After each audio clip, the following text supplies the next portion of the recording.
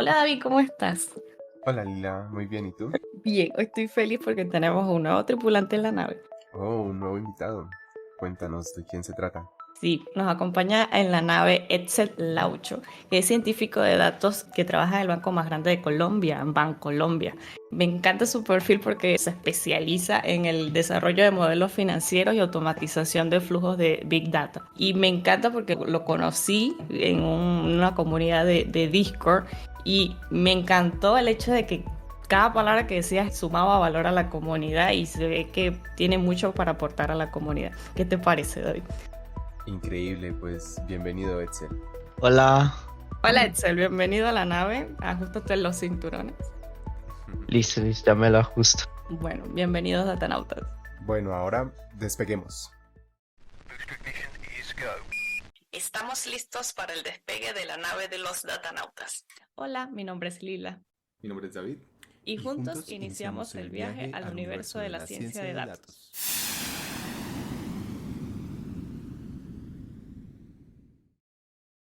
Edsel, muchas gracias por visitar la nave. Queramos conocer un poco sobre tu rol dentro de las funciones que vos nos comentabas. ¿Cómo describirías tu rol como científico de datos en tu empresa? Y más en focos, ¿cómo describirías tu día a día? Bueno, en un principio obviamente me gustaría como agradecer de nuevo por tenerme acá. Y bueno, si tuviera que describir mi rol del día a día, básicamente lo que yo me encargo es de la supervisión y creación de modelos predictivos para temas financieros.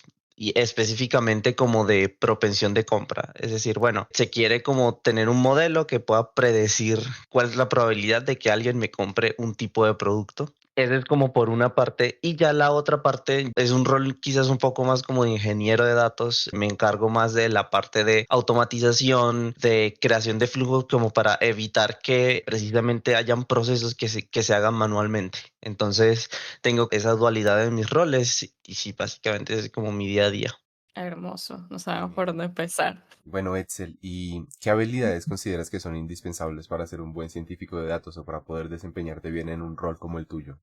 Bueno, digamos como que yo empecé a ser científico de datos, a ser contratado como científico de datos hace como 4 meses, 5 meses, después de estar un año estudiando intensamente como el tema, preparándome. Me ayudó obviamente mucho el tema de la universidad y yo siento que una característica que tiene que tener un científico de datos es ser curioso, o sea, ser curioso, no quedarse como con la información, digamos que te piden, porque muchas veces a nosotros nos piden, bueno, ¿cuáles son las características más importantes para describir una población? Pero siento que uno tiene que ir más allá, ser curioso. Eso como principalmente, digamos, como una característica. Ahora, si tengo que hablar de habilidades, digamos, como técnicas, diría, tiene que tener digamos, bases matemáticas sólidas. No hablo de ser experto en matemáticas porque yo ni siquiera diría que soy experto en matemáticas y tengo muchos compañeros que sí podrían ser catalogados como expertos de matemáticas, pero no siento que sea como un requisito como que eso te filtra y diga, no, no eres científico de datos porque no eres experto en matemáticas. Pero siento que tienes que tener como un gusto, o al menos no un gusto, pero quizás no tener miedo en explorar el campo de las matemáticas, específicamente la estadística, porque es algo que vas a utilizar mucho para ajustar tus modelos, para saber cuál es la mejor forma de extraer una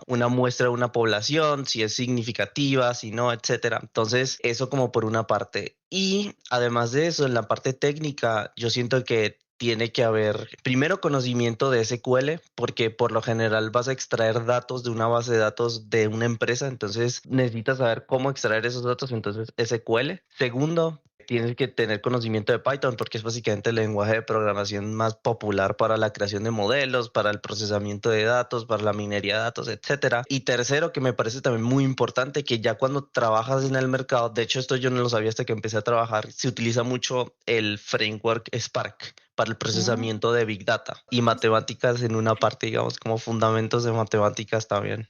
Entonces, pues esas cuatro cosas en la parte técnica me parece que son súper importantes. Ok, repasamos, sería curiosidad, SQL, Python y matemáticas. Ahí es donde nos queremos enfocar en este momento. Según tu opinión, tu perspectiva y tu experiencia, sobre todo, que es lo más valioso acá, ¿cómo has aplicado la matemática como tal en tu trabajo como científico de datos? Listo, entonces yo aquí les traje como dos ejemplos que me parece que les puede quizás dar una idea del, entre comillas, del nivel de matemáticas que uno podría encontrar. Obviamente que dependiendo del contexto, dependiendo del caso específico, puede que se necesiten matemáticas quizás un poco más complicadas o no. Entonces, en el trabajo, lo que yo he hecho con respecto a matemáticas o que han requerido que yo tenga que, digamos, como un entendimiento de conceptos matemáticos, han sido básicamente dos casos. Hay uno que obviamente tuve que cambiar el ejemplo porque no puedo dar como información privada de lo que era específicamente, pero como cambié el ejemplo y igual vale. Entonces, les voy a dar como el contexto y ya luego les explico cómo yo lo solucioné. Y de hecho, si ustedes tienen una idea de cómo lo podría ser incluso más óptimo, pues estoy abierto a recomendaciones. Entonces, ¿qué pasaba? Imaginen que ustedes tienen un negocio donde venden teléfonos y tienen precisamente una lista de clientes y la probabilidad de compra, porque como han llevado ese negocio, entonces saben qué clientes tienen más probabilidad de compra que otros. Entonces, esta lista de clientes con la probabilidad de compra y obviamente el producto que comprarían, tienen que repartirla entre los empleados. Entonces, ahora imagina que se preguntan, ¿cuál es la mejor manera de repartir esos clientes entre los empleados, tanto en cantidad, es decir, que yo no le dé a uno mucho más que a otro, en probabilidad de compra, es decir, que a uno no le dé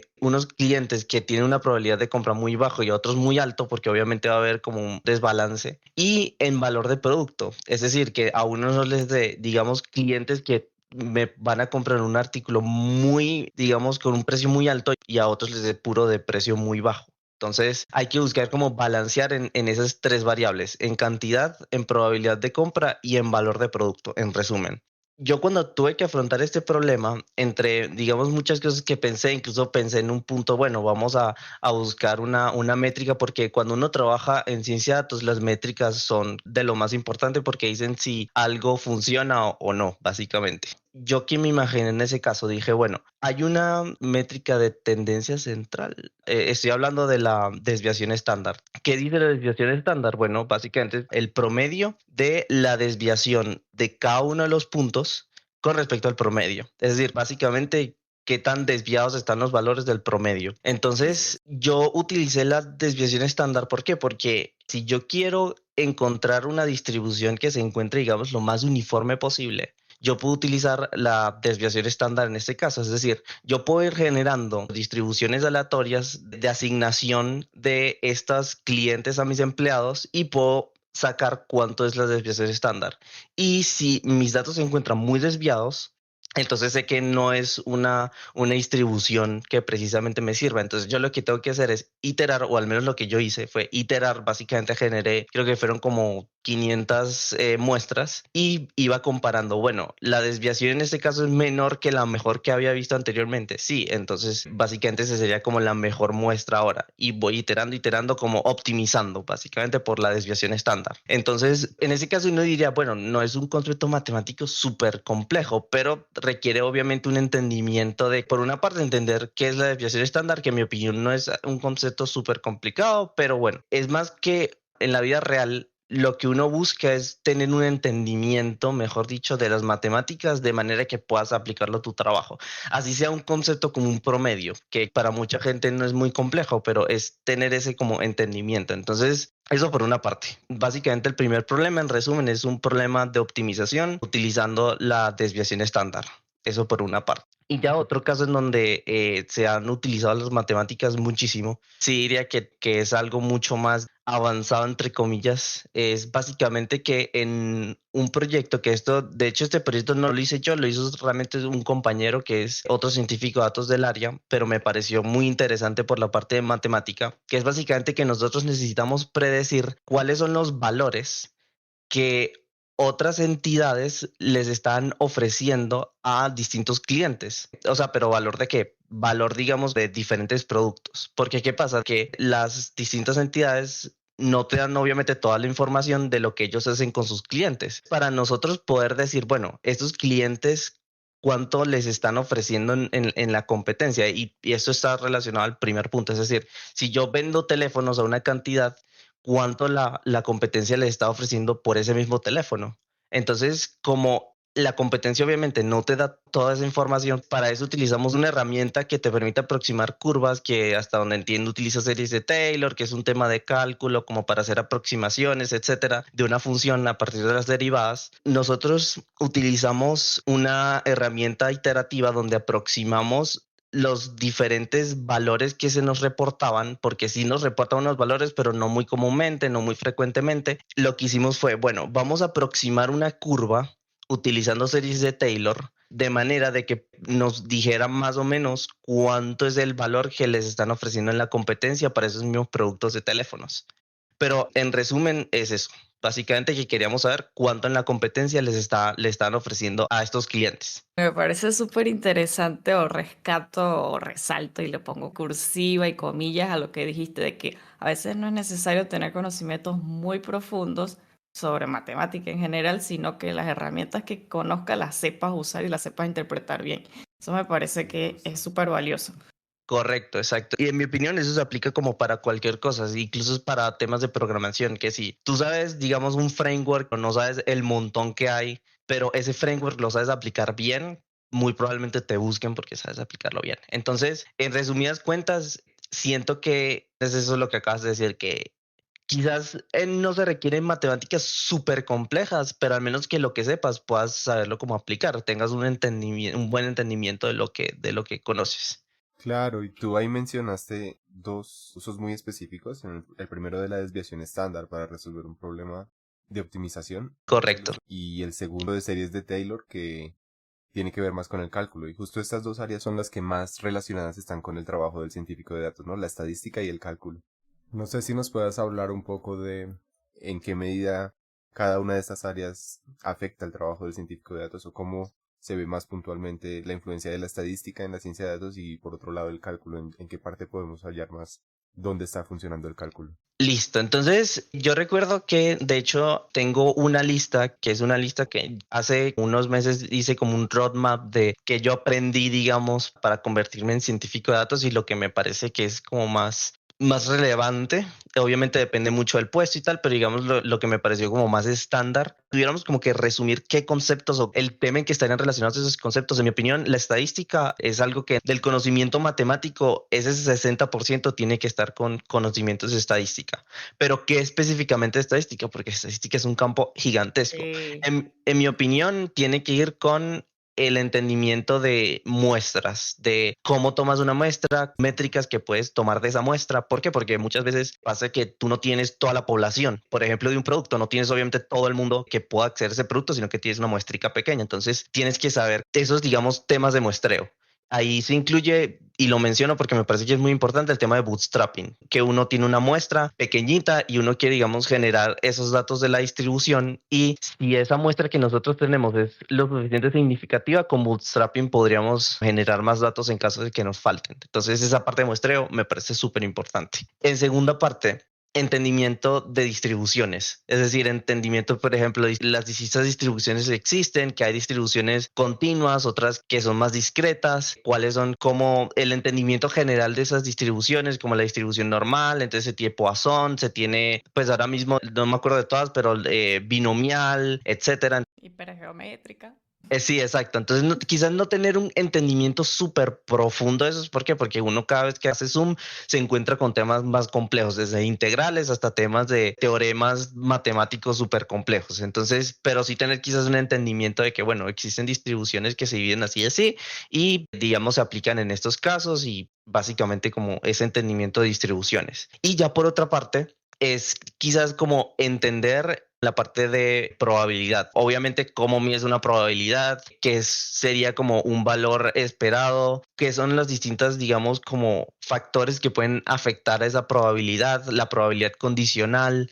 Eso, básicamente, es como los tres tópicos, en mi opinión, que en resumen sería el muestreo, distribuciones, y en la otra parte probabilidad, básicamente. Eso sería como los tres principales temas de ese 60% de estadística. Y ya el otro 40, ya yo lo dividiría en un, digamos, 30% en cálculo, y básicamente, entre comillas, cálculo estándar que enseñan en la academia, que sería cálculo univariable, que es entender, bueno, esos conceptos, digamos, principales, derivadas, límites, tal, no quizás a nivel súper teórico, pero tener digamos, un entendimiento, que uno diga como, ok, un límite es tal y tal cosa, una derivada es tal y tal cosa, una función es tal y tal cosa, pues tener como ese entendimiento, sentarse y decir como, bueno, quizás no soy experto en un montón de temas, pero sí en estos temas principales tengo como un buen conocimiento, básicamente. Problemas de optimización y ya luego pasar a la parte multivariable, que sería básicamente como las derivadas parciales, integrales sobre, pues no me acuerdo específicamente, pero es cuando uno hace como una integral y lo acota como creo que es como en una curva, no me acuerdo como el nombre específicamente, creo que son integrales flecha, etcétera. O sea, básicamente como ya esa parte de cálculo multivariable y principalmente que en mi opinión, esto es muy importante, entender funciones. Eso es como lo principal. Si tuviera que sacar de cálculo de lo que les acabo de decir, el primer tópico, entender pues una función, qué es una función, qué es una variable independiente, cuál es la salida, la entrada, entender funciones bien, cuando una curva es una función, cuando no, etcétera. Eso por una parte. Por otra parte, tener un entendimiento de las derivadas y las integrales para ayudarte a precisamente optimizar. ¿Por qué? Porque esta parte de cálculo es el core de muchos modelos de Machine Learning, que es optimizar, básicamente. Entonces, yo siento que aprender esa parte de cálculo, esa área del cálculo que es la optimización, es súper genial porque ya te da una primera entrada a lo que hace un científico de datos, que es básicamente optimizar modelos matemáticos, en resumen. Y ya por última parte, el otro 10% diría que es álgebra lineal, que es básicamente todo este tema de vectores, matrices, transformaciones lineales. ¿Por qué? Porque cuando uno ve esos modelos de Machine Learning, muchos utilizan álgebra lineal para, digamos, las diferentes operaciones que se hacen con respecto a vectores. Entonces, principalmente ahí sería vectores, matrices y transformaciones lineales, si tuviera que resumirlo. Híjole. Muy completo el panorama. Quería irme y comparar, asociar un poco esta parte de que mencionas del cálculo y integrales con el primer caso que dijiste en tu ejemplo, que era que utilizaste este concepto de desviación estándar y que básicamente es un problema de optimización lo que tuviste que resolver. ¿Me podrías contar un poco más esta parte que vos nos comentabas? ¿Qué de estas herramientas utilizaste para resolver ese caso, ya sabiendo un poco más lo que son, por ejemplo, funciones, derivadas integrales? Porque entiendo que pudiste haber utilizado algún tipo de función y quisiera saber cómo, Correcto. qué usaste para resolverlo, cómo asociaste estas variables de los que comentaba, la cantidad de clientes, la probabilidad de compra, el valor del producto. No sé incluso si tomaste en cuenta la probabilidad de venta de los empleados para poder hacer esta distribución. Sí, a esa parte sí ya no llegué porque digamos como que este modelo que hace esta optimización es a nivel país, Ujú. porque digamos que es un banco muy grande, entonces no se tiene como esa información, al menos no tenía como esta información a la mano, pero hubiese sido genial porque eso sería otra variable súper importante, obviamente. Entonces, o sea, la pregunta es como relacionada a qué conceptos de cálculo se podrían quizás haber utilizado para resolver ese problema. A ver si Exacto. entendí. Ah, listo. Yo siento que para este problema se pudo haber utilizado una función lineal que precisamente esto que te estoy comentando es algo que yo ya probé. Es decir, yo tomé diferentes opciones para resolver este problema y entre esas diferentes opciones estaba primero que sea más o menos complejo de implementar y segundo que sí me ayudara a resolver el problema. Y digamos, entre las diferentes opciones, yo tomé una que se basaba en tener una función de costos, que es la función que en este caso se va a optimizar y empezaba a establecer diferentes, ese es un campo que se llama la programación lineal y Ujú. básicamente es un campo que lo que se basa es que uno establece una función lineal que por lo general puede ser de costo, puede ser de cualquier cosa que uno quiera maximizar o minimizar, que en Ujú. este caso construí una función que es la que yo quería optimizar y ya luego uno empieza a establecer diferentes condiciones. Y esas condiciones son también funciones lineales. Por ejemplo, bueno, que entre este equipo no puede haber más de tantas personas asignadas o entre este equipo no puede haber menos de tantas personas asignadas. Es decir, yo no puedo asignar 0 a un equipo y a otro le asigno todo el valor. Entonces, básicamente, uno establece una función que es la que vas a optimizar y ya luego un montón de, digamos, como restricciones o condiciones que también son funciones lineales. Digamos que la programación lineal te puede ayudar mucho en esos problemas de optimización. De hecho, fue algo que yo tomé en cuenta. El problema de implementar esa solución que a mí me pareció genial porque nunca había convertido, digamos, un problema de la vida real en un problema de optimización donde tengo una función de costos, unas funciones que me establecen esas condiciones. Es una solución que es complicada de implementar porque depende de la cantidad de clientes, de la cantidad de, digamos, empleados a los que yo les puedo distribuir a estos clientes. Entonces, eso puede hacer que el tamaño de mi función varíe dependiendo de todo esto y entonces implementar no es como tan sencillo. Y realmente computacionalmente se utiliza mucho temas de matrices, multiplicación de matrices y eso, pues el costo computacional de eso es muy alto. Entonces, esa solución me pareció genial por la parte matemática, pero por la parte, digamos, computacional y de implementación no era tan sencillo. Entonces dije como, bueno, esta solución está genial, pero no la puedo implementar por el tiempo que tengo, todo. Entonces también, digamos, computacionalmente no es muy rápido, etcétera. Entonces lo dejé como un lado, pero me pareció genial y por eso como lo mencionaba. Y luego dije, bueno, ¿por qué no me voy con algo simple, con simplemente una desviación? Básicamente minimizar esa desviación y hacer que, digamos, mi distribución fuese lo más uniforme posible, es decir, que la desviación tienda a cero, básicamente. Entonces, básicamente ese fue el paso a paso que seguí para resolver ese problema. Pero cálculo y funciones aquí se pueden, como les digo, aplicar. Y muy probablemente haya otra persona que diga, no, yo puedo hacer tal como un problema de derivadas, no sé. Pero yo pienso que es simplemente ser creativo, porque ese campo se presta mucho para la creatividad. Sí, Justo. básicamente es un problema de regresión lineal, supongo. Si lo tuviéramos que resumir en una frasecita.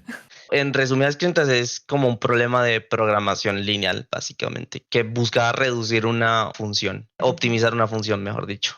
Sí, sí. ¿Qué ibas a decir, David? Sí, Perdón. sí, Edsel, te iba a decir que justo uno siempre puede hallar más formas de optimizar algún proceso, alguna función como tú nos mencionas, ¿no? Por un lado está lo que Lila mencionaba de tener en cuenta otros factores como la probabilidad de que un vendedor lo concrete las ventas o justo como el nivel de experiencia que tiene el vendedor, que puedas como ajustar la cantidad de clientes que le asignas a cada vendedor según su experiencia. Quizás podría optimizar más este proceso, pero no siempre, como tú nos mencionas, no siempre tenemos esa data disponible ni la posibilidad de hacer este tipo de ajustes más precisos. Y ahí es donde se ve también una cualidad muy importante del científico de datos, que es la toma de decisiones, ¿no? Y tú tienes que optar por seguir algún camino u otro y pues bueno, tú mismo nos mencionas aquí que tienes un objetivo claro de reducir cierta o de llegar a cierta meta, pero ¿qué otros elementos nos podrías decir que son importantes al momento de tomar estas decisiones? Aparte de tener tu meta clara de cuál es el objetivo al que quieres llegar. Yo siento que eso obviamente también depende mucho de la empresa, del caso. Yo siento que el tiempo es una variable obviamente muy importante, porque si trabajas en el caso como un marco Scrum, uno no tiene como todo el tiempo del mundo como para precisamente tomar una decisión, sino que al momento de decidir por qué modelo irse, ya sea un modelo de Machine Learning, un modelo, como les digo, de optimización como el que les mencionaba, hacer una estimación de una curva. Yo siento que una de las principales razones es el tiempo. ¿Cuánto tiempo toma precisamente encontrar ese resultado? Porque si dura 5 horas y es algo que se requiere mucho más rápido, muy probablemente esa opción no sea algo que incluso el negocio quiera cuando lo presentes porque digan como 5 horas es mucho tiempo o directamente que sea una solución muy compleja de implementar porque no tenemos todo el tiempo del mundo y tenemos que, en nuestro caso, cada 15 días reportar esos avances. La complejidad y el tiempo de ejecución son otras dos variables que fuera de todo el tema de científico de datos, el tema técnico y tal, yo siento que esas dos variables son muy importantes al tomar una decisión porque, como les dije, no tenemos todo el tiempo del mundo. Ese tema del tiempo de ejecución y de la dificultad de implementación es súper importante para tomar una decisión. Claro, y acá, ahora que mencionas eso, se me ocurre la parte del error, del margen de error que tienes en los resultados que obtienes a partir de tu análisis. Considerando eso, ¿qué criterios tú tomas en cuenta para medir justamente ese error? O sea, que el resultado que estés dando sea acorde con la pregunta y no que estés respondiendo erróneamente esa pregunta. Claro. Sí, sí, sí. De hecho, ese es un muy buen punto que justamente como olvidé mencionar, pero sí, tienes totalmente la razón. Ese es otro principal, porque eso te dice si algo funciona o no. Eso es como el punto base como para decir algo funciona o no funciona. Entonces, básicamente, las métricas, como les decía, es un tema muy importante y es algo que en ciencia de datos se trabaja todo el tiempo, que es métricas, métricas, métricas para todo, porque requerimos medir, requerimos tomar la efectividad en cuenta y eso es esencial. Sí, sí, estoy totalmente de acuerdo. Vale. Sí, quería ver como qué criterios tomas en cuenta para escoger las métricas, porque son un montón y dependiendo de cada caso tienes que tener como la, digamos, sabiduría, o el conocimiento necesario para saber cuál métrica escoger. ¿Vos ante una situación de estas siempre trabajas con la misma métrica o vas cambiando según la situación? Bueno, en esa parte de las métricas es un mundo completo, como decías. O sea, existen un montón. De hecho, por modelo pueden existir unas métricas que en otro modelo no se utilizan porque son como muy específicas. Realmente, digamos que entre los modelos que yo más utilizo, que serían un modelo muy popular o que se hizo muy popular en esos últimos años, que se llama XGBoost, que es Ujú. básicamente utilizar todo este tema de descendiente de la gradiente, etcétera, con árboles. Y igual hay unas particularidades, etcétera, pero digamos que yo principalmente utilizo árboles, básicamente. Ujú. Me gusta mucho la clusterización, es decir, utilizo muchos modelos de clustering como Camins y también pues lo que serían como redes neuronales que también digamos son como un modelo muy popular, aunque las redes neuronales no las he explorado mucho como quizás me hubiese gustado porque hay digamos opciones que te ofrecen muy buenos resultados como XGBoost. Pero bueno, el punto es que en principio, en resumen, lo que yo utilizo es principalmente temas de clustering, Camins. También me gusta mucho el clustering jerárquico. Soy como muy fan del clustering jerárquico porque te permite como observar. Es de los pocos modelos que el resultado uno lo puede ver como en un gráfico porque no es un tema como de dimensiones, sino que te permite ver como todo el tema de cómo se clusterizó toda una población, etcétera. Entonces me gusta mucho el clustering jerárquico. Por otra parte, utilizamos mucho lo que serían random forest en la parte como de estos árboles aleatorios, etcétera, porque realmente da muy buenos resultados. Y ahora, en la parte de las métricas, yo siento que cuando uno trata con temas de clasificación, etcétera, yo siento que al menos la métrica que a mí me ha resultado siempre es utilizar una matriz de confusión, que es, bueno, hay estos verdaderos positivos, verdaderos negativos, falsos positivos, falsos negativos y tener como una tabla donde uno pueda ver cómo ha ido clasificando el modelo. También me gusta mucho que esto ya es algo más propio de mí porque yo no lo he visto como algo de que hagan mis compañeros, pero me gustan mucho las curvas ROC para este tema de clasificación, verdaderos positivos, negativos, etcétera, porque las curvas ROC te permiten como gráficamente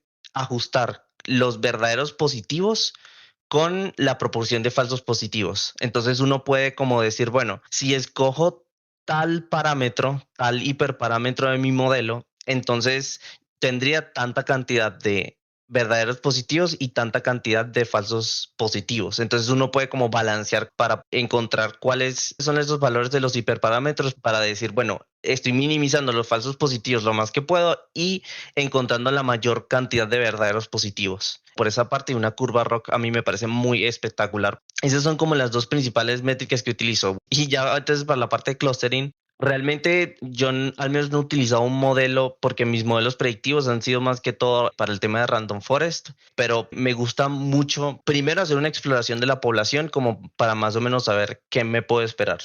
Ya luego empezar a hacer un clustering jerárquico y luego empezar con Camins como para yo decir, bueno, quiero tantos grupos, más o menos, porque he visto que pueden haber tantos grupos que quiero como segmentarlos, entonces lo hago con Camins y empiezo como precisamente a ver cuál es la segmentación. Pero en esa parte como de Camins y tal, no tengo como una métrica como, no sé, que en regresión lineal está el R cuadrado, que en regresión logística también se puede utilizar un tema de curvas ROC, etcétera.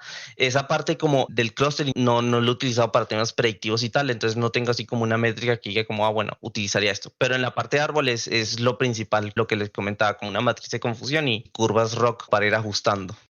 Buenísimo. Claro. Tener buenas métricas es la única manera de optimizar. Total. Exacto, y saber usar las métricas e interpretar las métricas sobre todo.